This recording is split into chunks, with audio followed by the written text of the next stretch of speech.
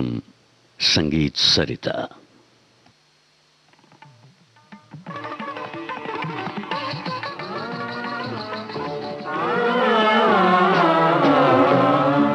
संगीत सरिता।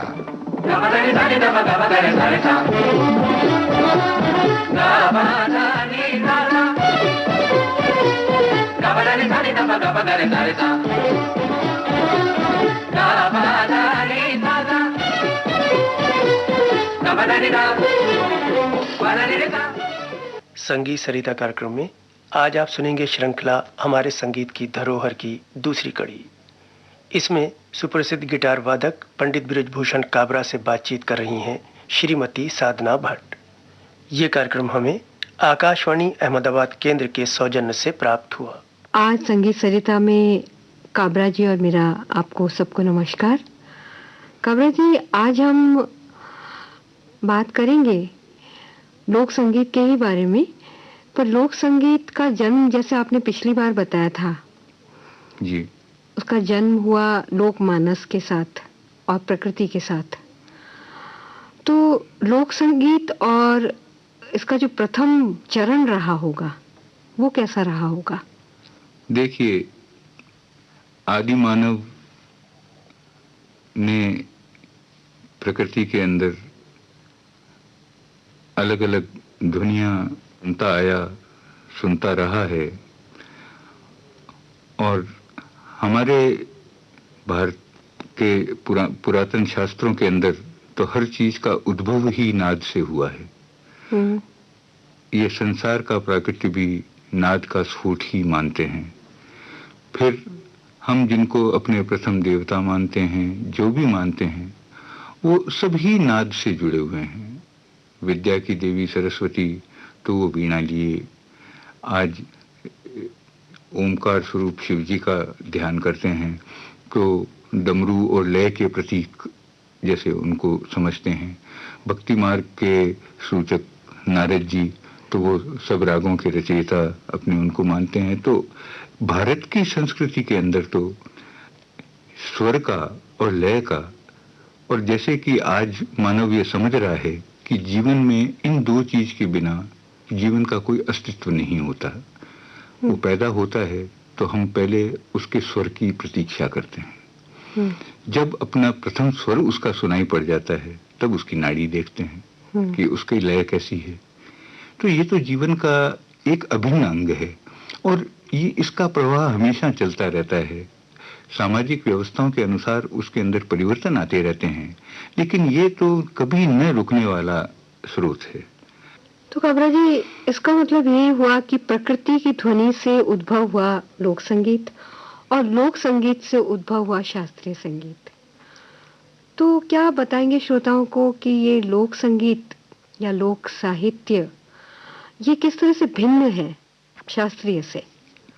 देखिए, जब किसी चीज जो कि हमको अच्छी लगती है और हम ये चाहते हैं कि इसको हम बारंबार रिपीट कर सकें और हमेशा अच्छी लगे, तब हम उसका एक शास्त्र बनाते हैं। उसी तरह से स्वरों के किसी संयोजन के अंदर जब हमको ये लगता है कि ये स्वरों का संयोजन होता है, ये हमेशा अच्छा लगता है और वो हमेशा उसी तरह से प्रयोग किया जाए तो वो शास्त्र हो जाता है। जैसे आज अपनी वर्णमाला है, अल्फाबेट्स हैं, उनको जब अपने जोड़ते हैं तो शब्द बन जाते हैं। वो शब्दों का प्रयोग करके उसके बाद कविता की और जो है वो सृष्टि होती है। लेकिन बोलचाल की भाषा में तो अपने वो शब्द यूज करते ही हैं, लेकिन हम उनका संयोजन एक कविता या एक नॉवेल के रूप में नहीं करते हैं। जब उसको उस तरह से आबद्ध कर दिया जाता है तो उसको एक शास्त्रोक्त रूप हो जाता है। यही जो अंतर है वो किसी भी शास्त्र में, जैसे कि अपने वेदों के लिए कहते हैं कि मनुष्य की उच्चतम भावनाओं का ये प्रतीक है। ये सम्मिलित भावनाएं, किसी एक जने का कहा हुआ नहीं है। सत्य बोलना अच्छी बात है, किसी का बुरा न चाहना अच्छी बात है, हिंसा करना बुरी बात है। अब ये तो सर्व विदित है और सबके मन में एक ही तरह से उठी है। हमने जब उसको एक रूप दे दिया तो वो एक शास्त्र का संकल्प हो गया। यही कोई भी जो लोक संगीत और जिस हम शास्त्रीय संगीत कहते हैं, तो शास्त्रीय संगीत की एक ग्रामर हो जाती है। लोक संगीत जो होता है वो तो उसके जैसा सामाजिक परिप्रेक्ष्य होता है, उसके अंदर उसमें अंतर आता रहता है। कवि जी, लोक संगीत, इसमें अलग अलग जो भावनाएं हैं वो अलग अलग प्रसंगोचित होती हैं। क्या आप इसके बारे में बताएंगे? देखिए, संगीत आनंद की एक परम अनुभूति का और मन के उद्गारों को प्रकट करने का श्रेष्ठतम तरीका है। क्योंकि एक बार एक संत ने मेरे से पूछा था कि भाई, तुम संगीत से ही इतनी प्रार्थना करते हो, तो आज ये शास्त्र, तुमने गीता कंठस्थ नहीं करी है, तुमको ये नहीं आता। तो मैंने कहा कि महाराज, मैं तो एक ही चीज सीखा हूँ कि ये एक भाषा ऐसी है जिसमें किसी को गाली नहीं दी जा सकती। शब्द का प्रयोग दुधारी तलवार होता है। तो ये तो क्या है कि इसमें तो प्यार ही प्यार होता है। तो जैसा उत्सव होता है, जैसा ये होता है, आज अपना कृषि प्रधान देश है, तो अपने अधिकतर संगीत का जो भी है वो उसी से जुड़ा हुआ है कि जब फसल पकती है, पकने वाली होती है, वर्षा ऋतु आती है। तो क्योंकि क्या है कि जो भी संगीत या अपनी जो भावनाएं हैं वो प्रतीक आखिर किसी न किसी स्वार्थ से तो जुड़ी होती हैं। वो स्वार्थ जब सिद्ध होता है तो मन में एक आनंद और उल्लास भर जाता है और वो संगीत का रूप ले लेता है। मतलब परंपराओं से जुड़ी हुई जो हमारी ये लोक संगीत है, वो शास्त्रीय संगीत जो है हमारी, वो इसी पर आधारित है। बिल्कुल। और शास्त्र में बन जाने के बाद उसका स्वरूप भी उस तरह का हो जाता है।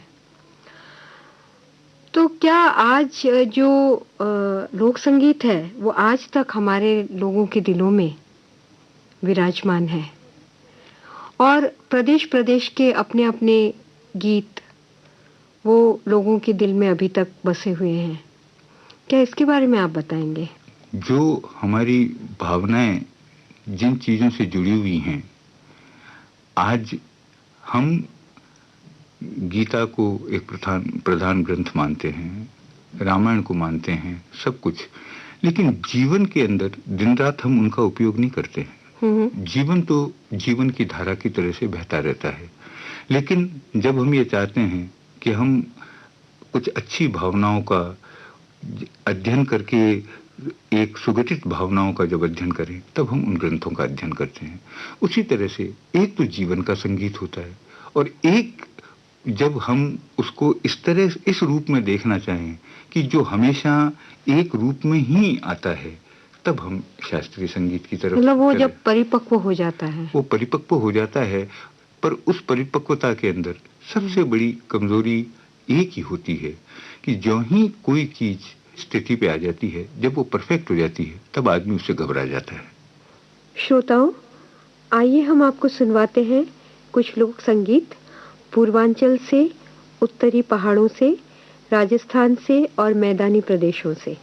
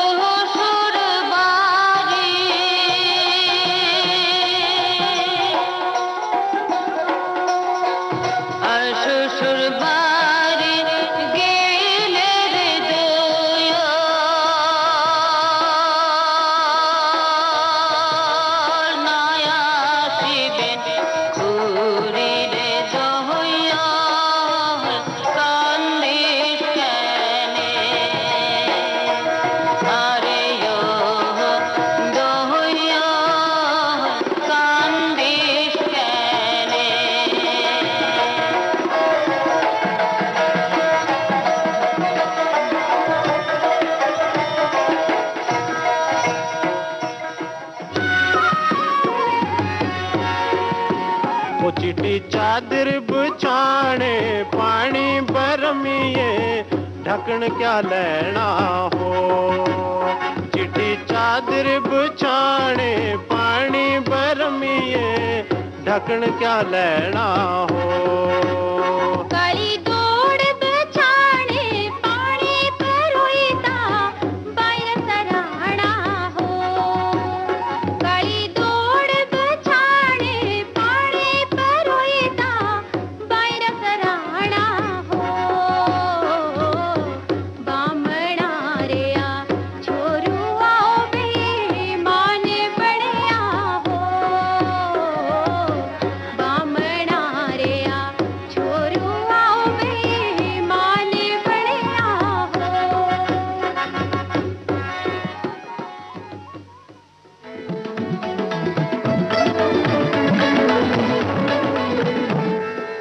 उड़े उड़े रे मारा तारे कागला यदे मारा विरोधी घर आवे। यदे मारो विरोधी घर आवे यदे मारो विरोधी घर आवे।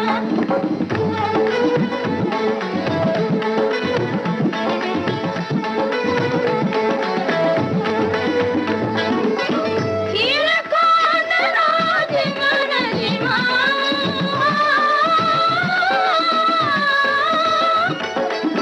खीर खान राज मन जीवा। सोने में चाँच मढ़ाऊंगा जद मरो विरोधी घर आवे। जद मरो विरोधी घर आवे।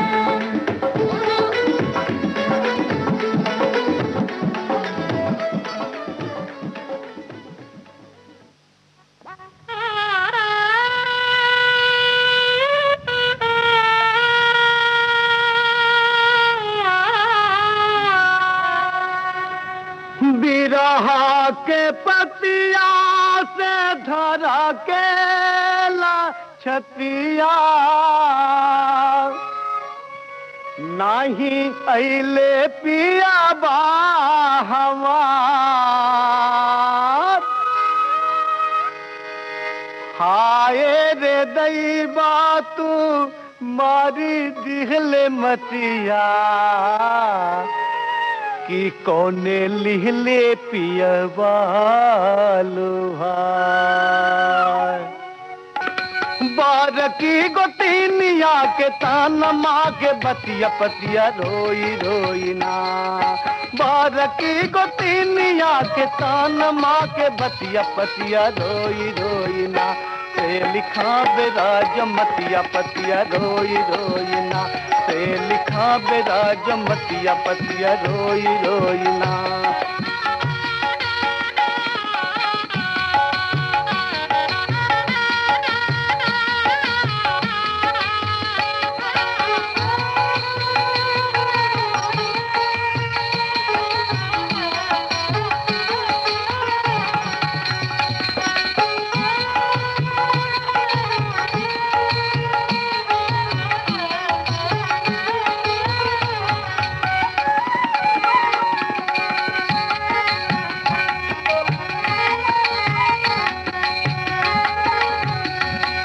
लिख दो कि मांग राम दरसा में जाला।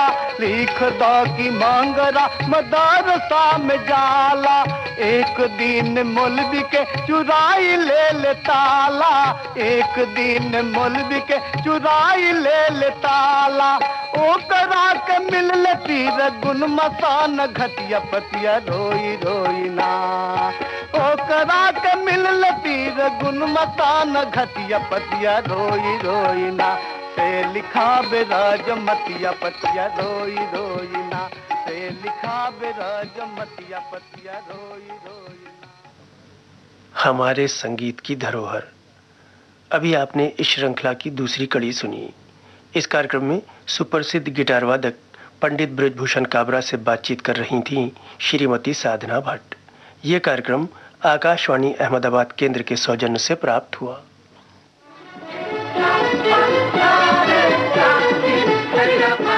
Hare पदरी धनिसा